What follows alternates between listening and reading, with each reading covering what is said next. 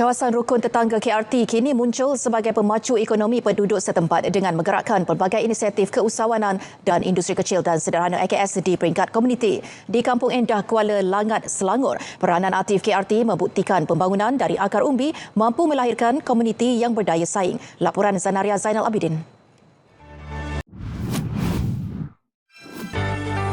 Kampung Endah, Kuala Langat antara contoh kejayaan pembangunan ekonomi komuniti menerusi pelibatan aktif penduduk dalam IKS. Menerusi inisiatif KRT, penduduk setempat mendapat bimbingan dan peluang menjana pendapatan secara mampan, antaranya penubuhan RT Corner yang menjadi pusat pengumpulan dan pemasaran produk IKS komuniti. Setakat ini, hampir 30 jenis produk dihasilkan penduduk, khususnya melibatkan jiran wanita termasuk produk makanan dan tanaman hiasan.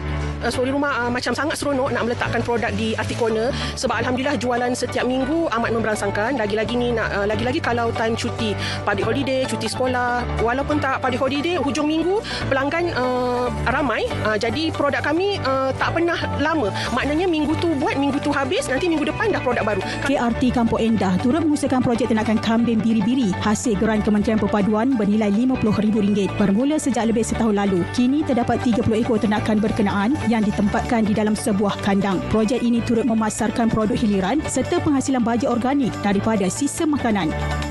Kita lebih plan kepada pemasaran untuk buat frozen, kambing bakar dan kambing untuk keka dan sebagainya lah. Itu kita punya perancangan kita.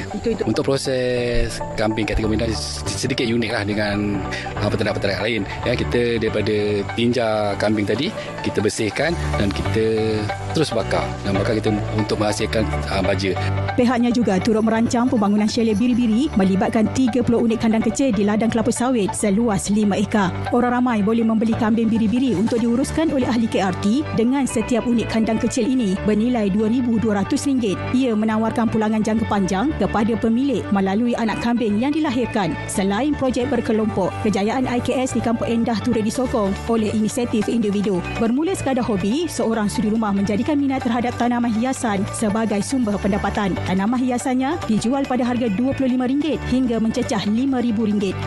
Saya beli dulu pun 5 pokok dulu. AEC je saya beli. Lepas tu bila saya tanam, nampak cantik. Lepas tu saya beli lagi. Lepas tu dia beranak jadi banyak. Anak pertama, anak kedua, anak ketiga saya tak jual. Saya bela dulu bagi banyak. Bila dah banyak kawan-kawan datang, tu ada cakap, ni anak dah banyak dah ni, jual lah. Baru saya jual satu. Nanti ada beranak lagi, baru jual saya satu macam tu. Pembangunan IKS ini memberi kesan positif kepada ekonomi setempat serta memperkukuh hubungan komuniti. Kampung Endah, Kuala Langat yang diiktiraf sebagai rukun tertangga penggerak komuniti progresif 2024 dan tersenarai dalam program Kampung Angkat Madani 2025 membuktikan kejayaan pembangunan berasaskan komuniti. Peranan aktif KRT di sini menunjukkan bahawa pembangunan dari akar umbi mampu melahirkan usahawan termasuk generasi muda yang berdaya saing dan mampan. Zanaria Zainal Abidin, RTM.